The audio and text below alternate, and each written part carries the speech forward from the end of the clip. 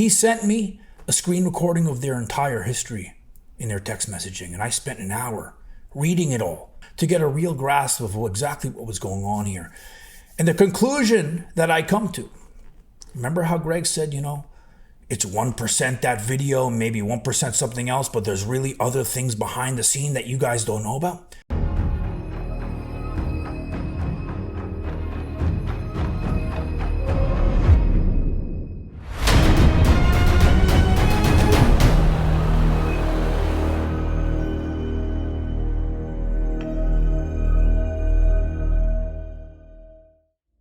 You guys remember the video I made the other day about Greg Doucette and Jonni Shreve, best friends for over 10 years. They did everything together, and I was hoping they didn't do that stuff. If they did, I don't want to know about it. And I said that they were making videos back and forth, fighting like a bunch of assholes. Well, not only did they do those videos, but now they carried it over to the comment section on my video. And let me tell you, all these years I've been doing this, I never seen a comment section like this. Greg and Jonni going back and forth to each other, other people joining in like it's a fucking gang. I never seen this shit all these years doing this. And I got some things I want to say because I have some inside information on things behind the scenes that I know are going to help people understand what's going on here. So let me start off by reading the message that Greg posted. I'm not going to explain the real reasons as to why I'm not friends with Jonni. I have great friends and Jonni is not one of them. You can listen to the one side of the story and think Jonni is a great human being.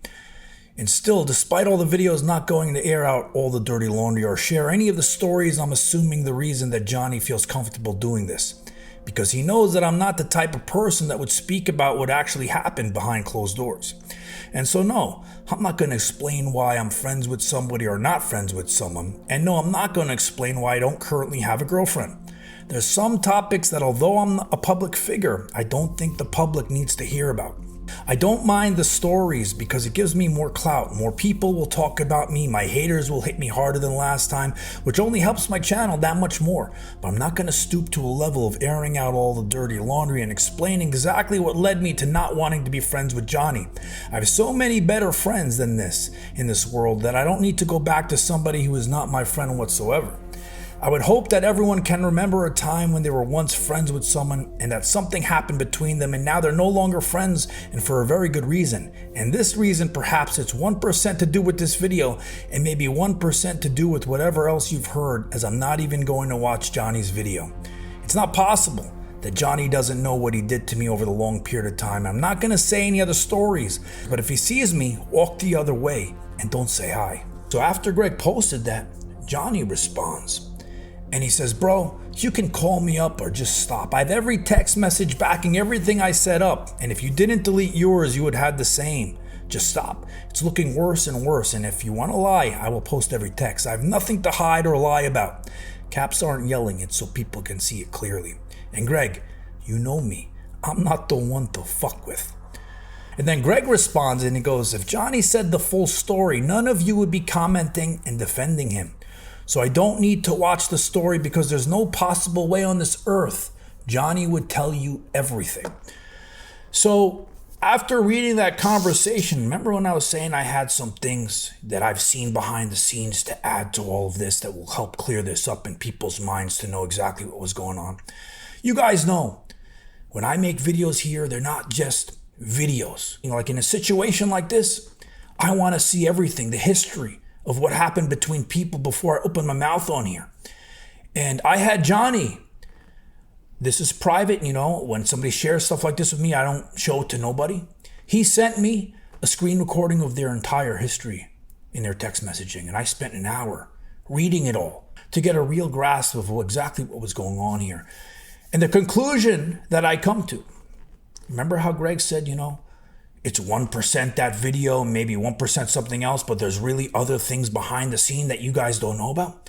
Well, I saw everything that happened behind the scenes, and I also saw what happened when that video was made.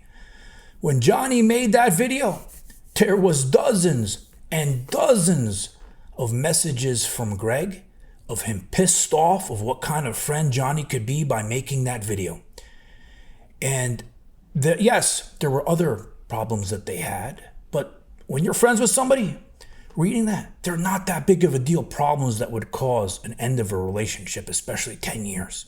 So what I want to say now, and Greg, I don't want you to think that I'm saying this to hurt you. I'm saying this to put you down. But I'm saying this to be real to you. And I've been doing this for 10 years, okay?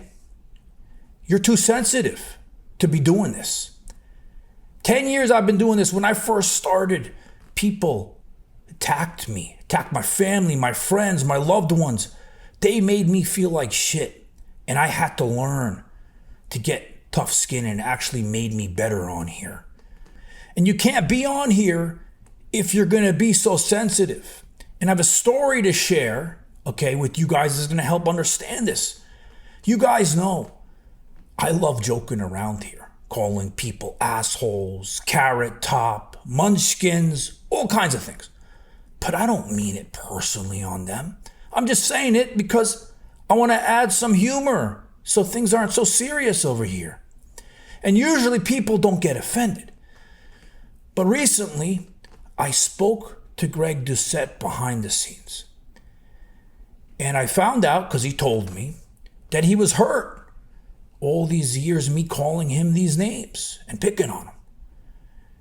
And I was thrown back by it, because in my head, I'm like, Craig, you're making all these videos on people all the time, trashing them, causing them problems in their life, the personal life, with the family life, online, all these problems, right?